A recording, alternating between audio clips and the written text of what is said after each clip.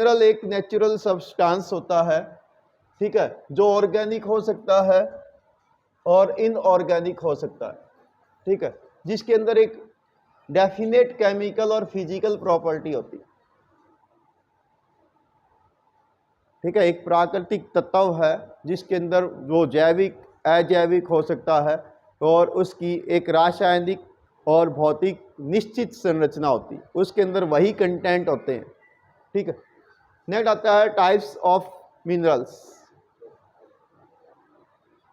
अब कह रहा देखो, ये जो ऊपर का सेंटेंस था, केमिकल एंड फिजिकल प्रॉपर्टी, इन्हीं के आधार पर ये कह रहा ना बेसिस, केमिकल प्रॉपर्टी, मिनरल की केमिकल प्रॉपर्टी और उसकी फिजिकल प्रॉपर्टी, उसका बाहरी स्ट्रक्चर कैसा है, उसके आधार पर आप मिनरल्स को बांट सकते हैं। कैसे बांटोगे? तो उसकी है दो कैटेगरी, एक है मेटलिक और दूसरी है नॉन मेटालिक। यानी एक में मेटल होता है और ऐसे दूसरे खनिज होते हैं जिसमें कोई भी मेटल नहीं होता, ठीक है। यानी एक वे है जिसमें धातु होती है, दूसरे वे होते हैं जिसमें कोई भी धातु नहीं होती। ये डायग्राम को एक बार ध्यान से देख लेंगे। सबसे ऊपर हो गया mineral, then metallic mineral, non metallic mineral. Metallic को आगे जाकर दो हिस्सों में बांट दोगे, एक फेरस, फेरस मीन्स लोह खनिज, वे खनिज जिसके अंदर लोहा होता है, जिसमें आयरन और मैग्नीज ये दो हो जाएंगे, ठीक है।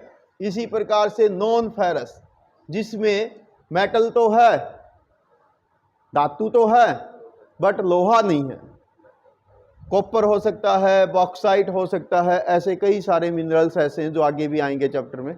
इसी प्रकार से यदि नॉन मेटलिक की बात करोगे तो इसमें एक वे होते हैं जो फ्यूल मिनरल है, जिनको हम ईंधन खनिज कहते हैं, ठीक है, जिनसे हमें ऊर्जा मिलती, likely coal, petroleum and LPG, natural gas, ठीक है। इसी प्रकार से अदर नॉन मेटलिक मिनरल्स, जिसके अंदर माइका यानी अभ्रक हो सकता है, लाइमस्टोन चूना पत्थर हो सकता है, ग्रेफाइट हो सकता है, ठीक है।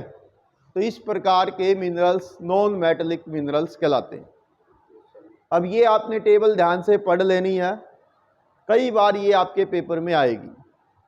करेंगे क्या, लगभग ये सेम होगा, इसके बीच में से या तो यहाँ से इसको हटा देंगे या इसको यहाँ से हटा देंगे और आपसे पूछेंगे कि इस पूरी फिगर को भर दीजिए, यहाँ पर ए या बी लिख दिया जाएगा,